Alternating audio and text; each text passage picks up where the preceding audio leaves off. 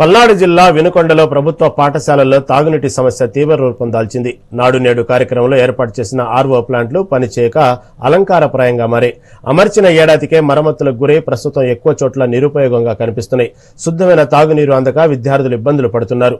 5 ఏళ్ల పాటు నిర్వహణ బాధ్యతలు చేపట్టాల్సిన గుత్తేదారు సంస్థలకు ఉపాధ్యాయులు పలుమార్లు ఫిర్యాదు చేసినప్పటికీ స్పందన లేదని సమాచారం.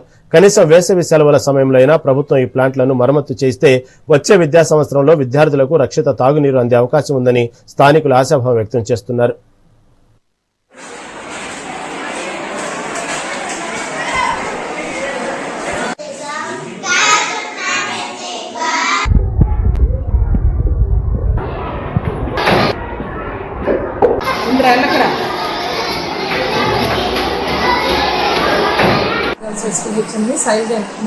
గత కొంతకాలంగా మాకు నాడు నేడు తరఫున ఇచ్చినటువంటి ఆర్వో ప్లాంట్ వర్కింగ్ కండిషన్లో లేదు. సో పై అధికారుల యొక్క సూచనల మేరకు కానీ గూగుల్ ఫామ్స్లో ఇవ్వటం వలన కానీ ఈ రోజే ఉదయం మాకు టెక్నీషియన్స్ రావటము, దాంట్లో ఉండేటువంటి ప్రాబ్లం ఏంటో తెలుసుకొని వెళ్ళారు. 1 వీక్లో అది రీప్లేస్ చేస్తామండి మొత్తం అని చెప్పేసి చెప్పడం జరిగిందండి.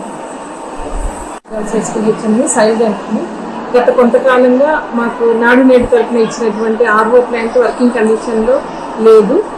సో పై అధికారుల యొక్క సూచనల మేరకు కానీ గూగుల్ ఫామ్స్లో ఇవ్వటం వలన కానీ ఈ రోజే ఉదయం మాకు టెక్నీషియన్స్ రావటము, దాంట్లో ఉండేటువంటి ప్రాబ్లం ఏంటో తెలుసుకొని